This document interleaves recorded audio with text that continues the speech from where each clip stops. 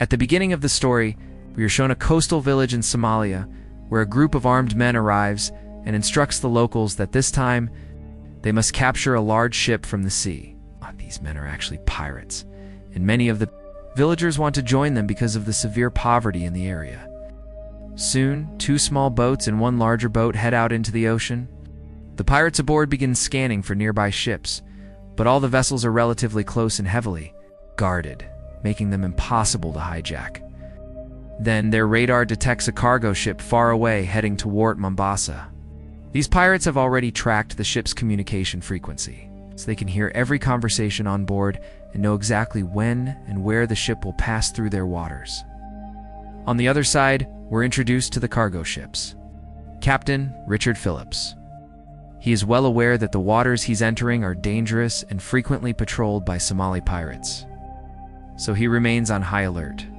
As he scans the horizon with his binoculars, he notices a fast-approaching boat, but it's still far off. When he checks the radar, he realizes they're being followed. Captain Phillips quickly instructs his crew to steer left, but the chasing boats follow suit. At this point, Phillips is sure they're under threat and informs the UK Maritime Trade. Operations in Dubai, the operator registers the complaint and suggests that the approaching boats might be fishermen, advising Phillips to lock all doors. But Phillips is sure they're not fishermen. He sees clearly through his binoculars that the boats are full of armed men. Tries contacting maritime police again, just as he had earlier, but still cannot establish a connection. So he cleverly changes his voice and pretends over the radio that a military helicopter will arrive in 5 minutes.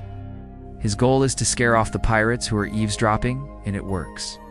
One of the boats turns back, unwilling to take the risk, and even an older man on a larger boat decides to stop following.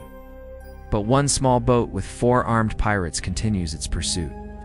Captain Phillips decides to use the waves to his advantage. He slows the ship, then zigzags it left and right to create large waves that eventually disable the pirate's engine. The ship moves far away, and that night the entire crew gathers to discuss what they should do if there is another attack. Some suggest changing the ship's route entirely, thinking it's not their job to fight pirates, but to deliver the cargo. One crew member suggests that if they travel full speed, they can cover 100 to 150 miles in 8 hours and escape danger. Phillips, however, explains that this region of Africa is patrolled by 5 different pirate groups, and they'll encounter pirates every 300 miles. So it's best to head straight toward their destination, Mombasa. They continue their journey, but the next morning, they see the same 4 pirates again, now in a repaired boat heading directly toward them. Captain Phillips contacts the maritime police again, this time successfully informs them about the pirates planning another attack. The police promise to send help as soon as possible. Phillips begins preparing the ship's perimeter for defense. The crew activates the ship's hypersure water pumps to prevent the pirates' boat from getting close, but despite the effort, the pirates manage to board the vessel, realizing the ship is now in pirate control. Captain Phillips quickly contacts his crew via telephone and instructs them to hide in the engine room. He tells them not to come out until he uses a specific code word: supper time. Soon, the 4 armed pirates reach the ship's cabin and capture Captain Phillips, along with 2 of his crew members. The leader of the pirates, Muse Muso, assures Phillips that they don't intend to kill anyone, but are only here to negotiate. Phillips calmly tells them the ship only carries food and documents, and offers them the $30 on board. Muse rejects the offer, saying they aren't beggars, and demands that all crew members come to the cabin. Phillips announces over the ship's intercom for the crew to come up, but deliberately avoids using the password so no one emerges. The crew locks down the engine room, which angers Muse. Phillips pretends the ship has malfunctioned due to being overdriven. The pirates, frustrated, announce via intercom that if the hidden crew doesn't reveal themselves, they will kill 1 hostage every minute. Still, no one comes out.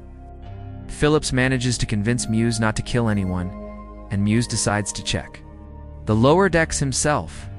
Phillips agrees, but warns him that if emergency lights go out, they won't be able to see anything. Secretly, he turns on his walkie-talkie so that the crew below hears everything. the hidden crew realizes they must shut down the emergency lights to avoid detection. One crew member goes to switch off the generator while another searches for drinking water. Meanwhile, Phillips leads Muse and one of his men away from the hiding spot under the pretense of helping them find water.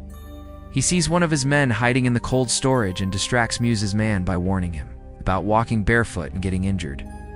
As they leave, the crew below is alerted and strategically spreads glass at the entrance. When Muse and his man head toward the engine room, the barefoot pirate steps on the glass and gets injured.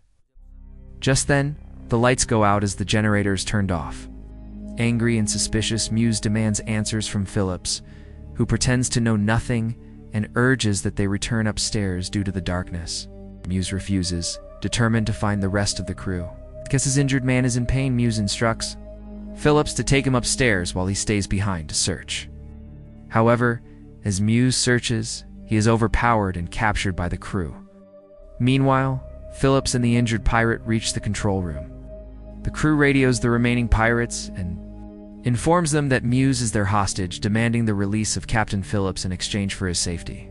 Phillips speaks over the radio and tells the pirates he knows they've lost their boat and offers them a lifeboat and the $30 on board as a way to end the standoff peacefully. Muse agrees. The crew hands over the money and shows one pirate how to operate the lifeboat. As Muse is released and boards the lifeboat, he signals one of his men, who strikes Phillips from behind, knocking him into the lifeboat. They seal the hatch and lower the lifeboat into the ocean, kidnapping Captain Phillips. As they head out to sea, the cargo ship trails behind to maintain visual contact.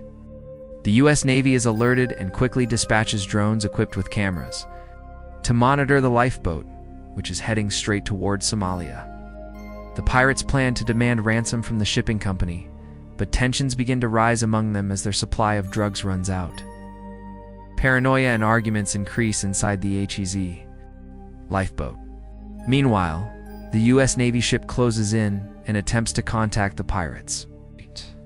Preparing for the next critical phase of the standoff, the pirates begin to panic as the U.S. Navy surrounds them. A Navy commander assures them, "We'll let you go.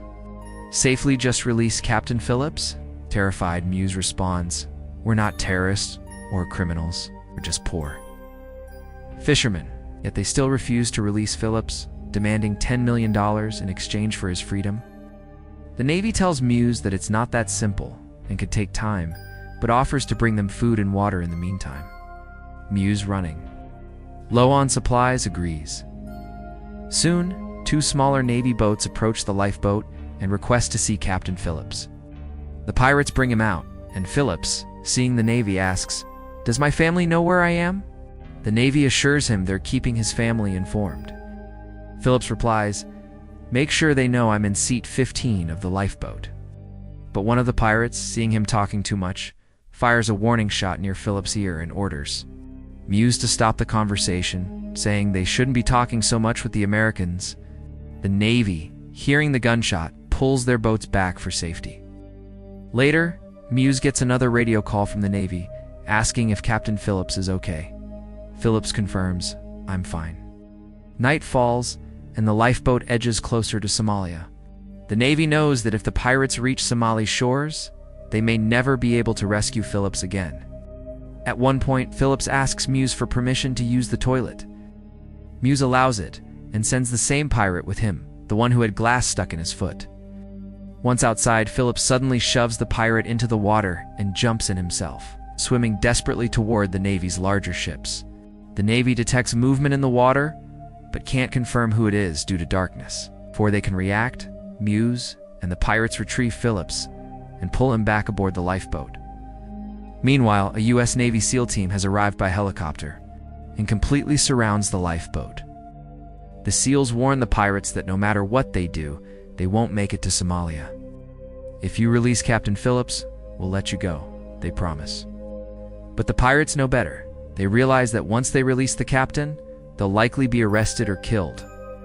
Muse, in desperation, emerges from the lifeboat holding a gun to Phillips' head and threatens, "If anyone tries anything clever, I'll shoot him right here."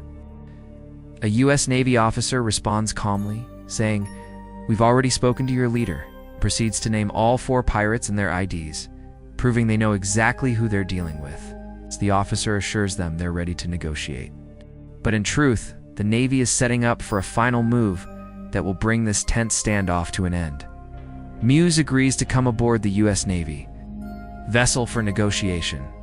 Shortly after, 2 Navy boats approach the pirate's lifeboat and attach a tow rope, gaining partial control over its movement. They also place a surveillance device on board to listen to everything happening inside. The Navy gives Captain Phillips a change of clothes and instructs him to quietly return to his seat while they take Muse with them under the pretense of further discussions. Once Muse is removed, bright floodlights are turned on, blinding the remaining 3 pirates and obstructing their view. Meanwhile, Navy snipers positioned on the U.S. warship begin aiming at the pirates. But due to limited visibility and positioning, they can't yet lock on all targets. The lifeboat continues to be pulled toward the Navy vessel, and the pirates don't object, believing Muse is still negotiating and that their deal is progressing. Inside the lifeboat, tensions escalate. Captain Phillips, fearing he won't survive, begins writing a letter to his family. However, one of the pirates catches him, and a scuffle breaks out. The pirates quickly subdue him, tie his hands, and blindfold him. They begin to realize that they've been tricked and that no real negotiation is happening. The most aggressive and dangerous of the 3 pirates decides it's time to kill Phillips. Despite the other 2 resisting the idea, at this critical moment, the Navy gives the order to stop pulling the lifeboat. When the rope tension drops, it causes a jolt, momentarily disorienting the pirates. In that precise instant, all 3 pirates come into the sniper's line of sight. With perfect coordination, the Navy SEAL snipers shoot and kill all 3 pirates simultaneously. The operation leaves Phillips in shock, traumatized by the violent ordeal, but ultimately alive and safe. Muse, who had been taken into custody earlier, is later tried in the U.S. and sentenced to 33 years in prison.